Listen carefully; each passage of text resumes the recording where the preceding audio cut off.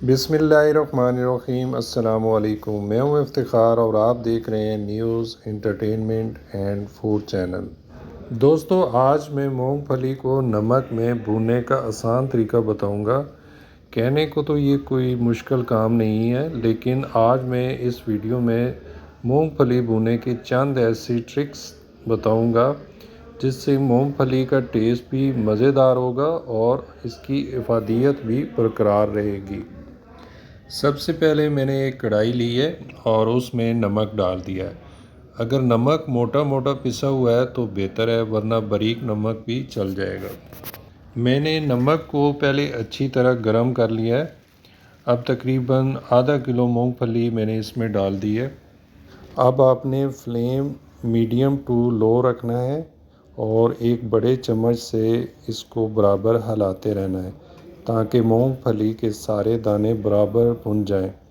Flame आपने high नहीं रखना, वरना मूंगफली जल जाएगी और इसका टेस्ट भी कड़वा हो जाएगा और इसमें जो प्रोटीन विटामिन्स हैं वो भी जल जाएंगे और इसकी अफादियत ख़त्म हो जाएगी।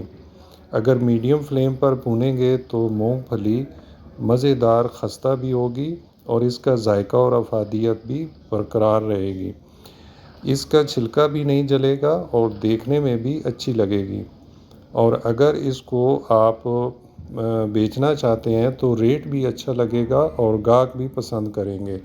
इसको भूनने में तकरीबन 20 मिनट लगेंगे।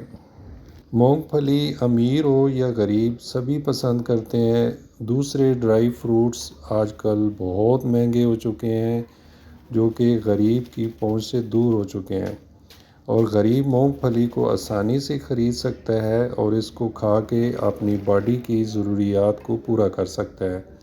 अब 20 मिनट हो गए हैं, मूंगफली अच्छी तरह भुन गई है। अब इसको मैं नमक से निकाल लूँगा। मूंगफली को 5 से 10 मिनट के लिए ठंडा होने देना है।